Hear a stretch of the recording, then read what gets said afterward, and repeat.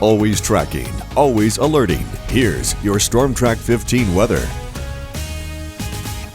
It is 5:44. If you are just tuning in, happy Monday. Thanks for starting the day with us. Yeah, and this guy's helping us out this morning too, Miss Worstel. Storm Track 15 meteorologist Adam Olivier standing by with a look at the weather there, Adam. Adam, you got a big circle right there. What's that mean? Well, we are looking at a couple of big things in the weather world here, Scott and Alex, that we're going to be following very closely through the next few days. First and foremost is that we have a system that's developing in the Gulf of Mexico and is very likely to become our first named system of 2024. This is right now just a disorganized mess, but there is a very large circulation, what we call a Central American gyre. We've been talking about it for about a week now, and we're going to get one of these little spin-ups within it that should start to develop down in the Bay of Campeche. Starting to see a lot of showers and storms with this here, and that's a signal that this is trying to get its act together. Now, it's going to be a slow process because this is such a large system, but very good agreement with the models that we get our first, at least depression, if not named storm, taking the name Alberto here within the next really 2 or 3 days.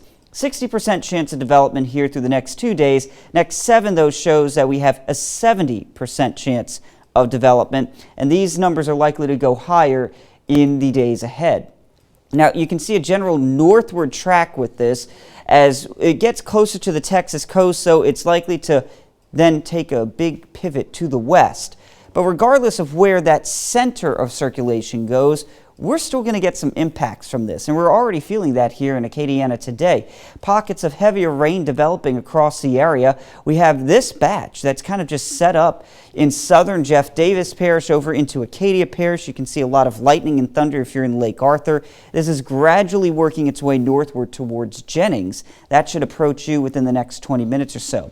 Some lighter, more spotty-natured pockets of rain from Crowley to Rain to Dussault, and then a heavier batch that's coming into southern Lafayette Parish. That's going to strike up towards downtown Lafayette within the next 10 to 15 minutes. Lots of heavy rain, though, around Abbeville and Sharon down to Erath and Delcombe. And we were watching some showers and storms down to the south of this. There's another little pocket of rain out over West Côte Blanche Bay.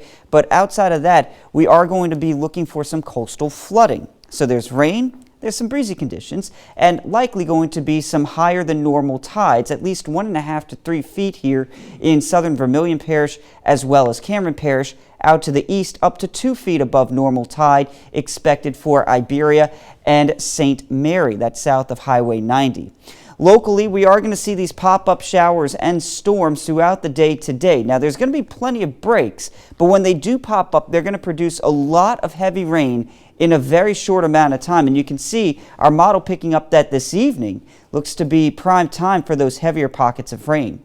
A level 2 risk of flooding through the day today. That turns into a level 3 risk if you're out to our west tomorrow. So really significant flood threat going on here as we head through the next day or so.